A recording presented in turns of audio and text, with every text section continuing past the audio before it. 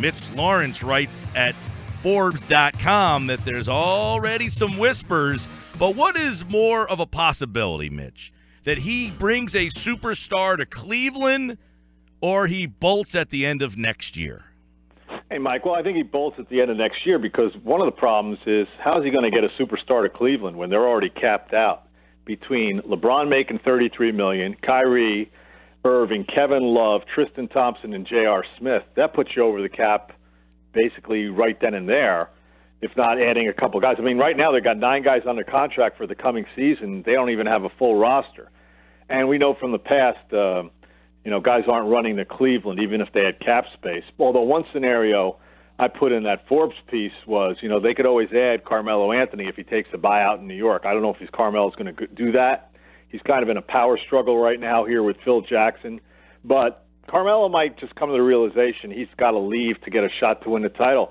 And who better to join up with than LeBron and Cleveland? And, the second part of the equation, like you talked about at the top, there is a lot of talk now that LeBron has established a kind of base of operations in Los Angeles. He's laid the groundwork to go out there. He's got the big house. His kids are already enrolled in schools out there. And the thought is that, he'll be 33 years old, and maybe this would be something that would help him kind of start up what he wants to do after basketball, whether it's part ownership with either the Lakers or the Clippers is a scenario people are talking about, or, more work in Hollywood, who knows. But, it's an interesting thing because anytime LeBron, there's whispers about him moving, and this is a guy who's moved twice. A lot of people always say he won't move. He's already moved twice, which is a lot so far. So I could see a scenario in a couple of years. Not saying it's definitely going to happen, but I could see a scenario where he'd be definitely interested in going to one of the LA teams. If not the Lakers, his guy Chris Paul's in with the Clippers. Yeah, so this offseason, you just kind of laid some things out, but Cleveland's got to try to do something. They got to try to shake something up, right? I mean, LeBron's got some clout to have somebody want to come play with him, right? Not a lot of shaking up they can do. I mean, because of the cap situation, they don't have a number 1 pick. They're going to probably re-sign Kyle Korver. Going to be deep in a luxury tax. What they have to do is, they've got to get guys to take less money, mid-level exception, whatever. They got to, get new, younger, more athletic wings. Richard Jefferson's going to be 37 in a couple weeks. Channing Frye's 34. Darren Williams didn't work out. So, I mean, you're still going to have your basic core 3 guys and J.R. Smith and maybe Shumpert and Tristan Thompson. People are talking about they need to trade J.R. Smith or Tristan Thompson. Those guys make a lot of money. Who wants to take them on, and what are you going to get back for them? So that's the problem. They're kind of locked into a lot of their main guys now, and they're probably going to have to entice some people to come up there for discounts to, get a shot with LeBron, and that's why it makes sense for them to maybe, if Carmelo Anthony gets a buyout, go that way. Same with Love, right? I mean, he's going to be a tough guy to move, and he seems to be the guy that keeps coming up, that you got to move Love and get younger. Yeah, well, everybody thinks they're going to move Love, but, Love has done, as a third option, he has really done well there, especially last year when they won it. People want to move him, but, if you subtract him, then you're down to LeBron, Irving, and whoever you bring in. That's still not enough to match up with Golden State. Really, the theory is keep the 3 and add someone if you can, like a Carmelo or somebody else. Who that somebody else is, I don't know. But I think this trading for Paul George, you know what they'd have to give up to get Paul George? They'd have to give up Kyrie Irving or Kevin Love. I don't see Indiana taking anything less than that, and I just don't see that as a logical, realistic move. Adam Silver said, rather than break up the Warriors, let's create more great teams. Don't focus on the top of the league. Let's focus on the rest of the league. Easier said than done, right, Mitch? I mean, is there enough great players to spread out across the league to make it more competitive? Just because players are making north of $20 million, I think there are 30 guys who made north of $20 million this year or something ridiculous, maybe a little bit less, but at Forbes, they keep track of what everybody's making, and the totals are ridiculous. Just because guys are making a lot of money doesn't mean they're great players or superstars.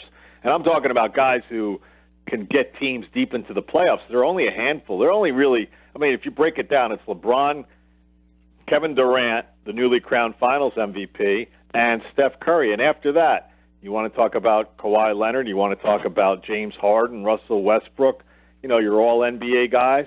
Now, they're making a ton of money. That doesn't mean that they can lead a team deep into the playoffs. So, there's only a couple of, it's a very exclusive club. That's why teams in this draft are always looking for, could Markelle Fultz be that guy, or Lonzo Ball? They're not, at the outset, when you look at them, you say no. There's no LeBron James in this draft. There's no Shaquille O'Neal in this draft. So, it's fine for the commissioner to say, I don't know how realistic that is. You write the piece at Forbes.com about LeBron and the possibility with a little smoke. Where there's smoke, there's fire. Is L.A. the only possibility for him? Well, yeah. I mean, this would be a move towards, like I said, post-career, post-NBA career, whether being part owner out there. I guess he's got a couple of his guys who have been talking to Jeannie Buss. Who knows what about, the owner of the Lakers. But, people are already thinking about, LeBron's made a ton of money. He's got a lot of money. He could probably buy into a team out there, whether it's the Buss family, the Lakers, or Steve Ballmer. But no, it seems like it's all Lakers. I mean, if not, he'll stay, I would assume, in Cleveland. Where's he going to go? I don't think he's going to go back to Miami. I think he's just going to stay, either in Cleveland or go out to L.A. And, I think the other thing that people have to realize, they'd say, why would he ever leave Cleveland? In LeBron's mind, his legacy is set in Cleveland from now forever. I mean, he promised them that he would get Cleveland a title when he came back there, and he did that last year. So he doesn't have anything else, I don't think, in his mind. I don't think he feels like he has anything else to accomplish, or he has to prove anything else to Cleveland and Northeast Ohio. He's already done that. So I think now that frees him up. I think in his mind, he could definitely go out to L.A. and not worry about, is he going to get people angry in Ohio? They got their title. What else do they want from the guy? Mitch Lawrence with a Sirius XM NBA radio. Forbes.com covers the NBA, sporting news as well. Do you think there's going to be a lot of movement or big trades with the state of the league, with Golden State being head and shoulders above and Cleveland being still head and shoulders above in the East? Do you think there is big moves to be made this offseason, or do you think teams just kind of lay back a little bit and wait for a year or two? No, I think teams are still going to make moves. I think Danny Ainge is going to make some moves. I would expect him to. I would expect the Spurs, they're going to have to figure out what they're going to do with Tony Parker. Are the Clippers going to come back whole? Maybe, but that's not, that doesn't prove anything. Houston's already sending out signals. They're looking to make some moves. So, yeah, I think teams are definitely looking to make moves. I don't think, there's this whole theory about, why even, do that if you're going up against Cleveland, or why even try to make moves if you're going up against Golden State. I think these teams and these executives are looking at, hey, if we can add a certain piece, if Boston can get a Gordon Hayward and maybe a Paul George to add to their mix, or something that would help them get closer to Cleveland. I don't think anybody's going to stand pat because it looks like Cleveland and Golden State are going to make it for the next 2 or 3 years. Mitch, all right, we got Love, LeBron, and Kyrie. Those three, if they're not broken up, as you write about at Forbes. It's a great article, by the way, about how Cleveland has really got a tough time. If they can't convince a free agent to get there, I mean, is there a player or somebody that you say, you know what, that's the guy that makes sense and it can happen? Otherwise, you're looking at that big three again. Yeah, well, first of all, free agency-wise, they're not going to be players because they don't have money. And I don't know if anybody's going to take Paul George isn't going to take a discount. And possibly, there's a lot of risk for a player. When Paul George can make over $200 million, he's not going to take the mid-level exception from LeBron James's Cavaliers. I still come back to a scenario like Carmelo Anthony. I mean, this is a guy who's 33. He's on the downside, but if he could be convinced by LeBron, who's a buddy of his, they're close. Hey, look, you come here. Help us. You'll be the fourth guy here. Instant offense off the bench. We're not looking for you to play, 35, 34 minutes, more like 24 minutes or so. I mean, that's a realistic scenario. But the problem is Carmelo Anthony, first of all, has to be willing to leave New York and take a bench role. Who knows?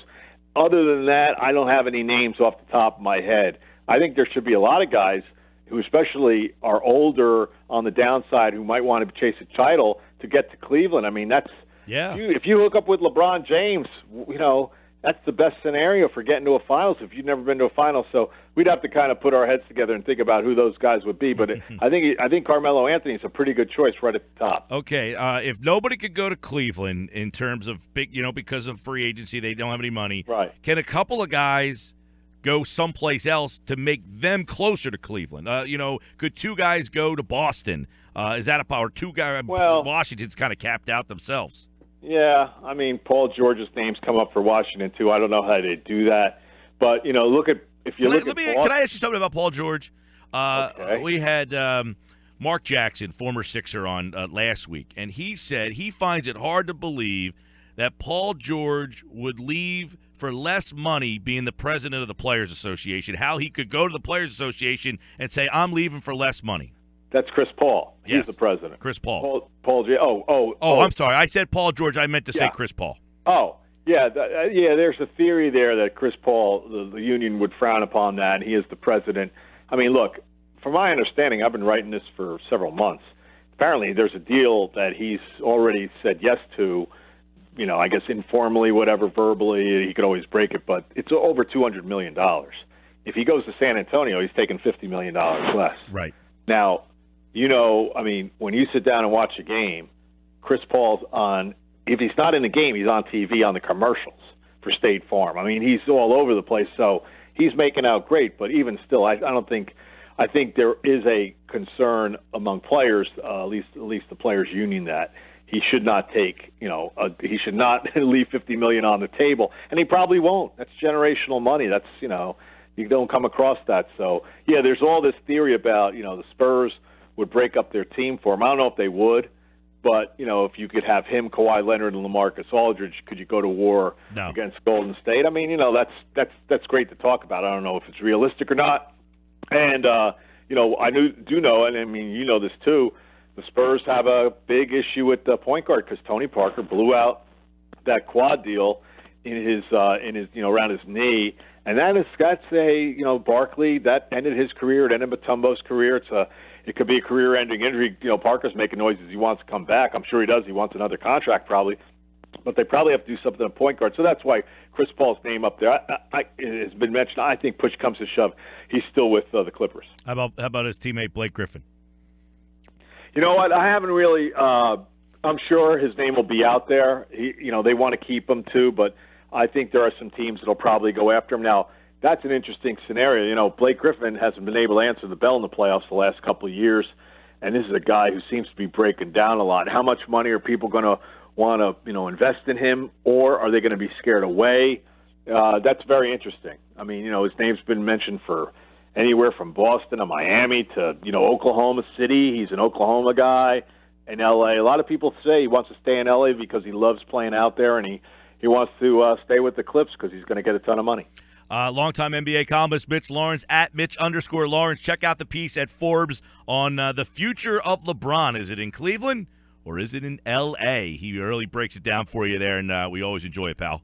Thanks a lot, Mike. Appreciate it.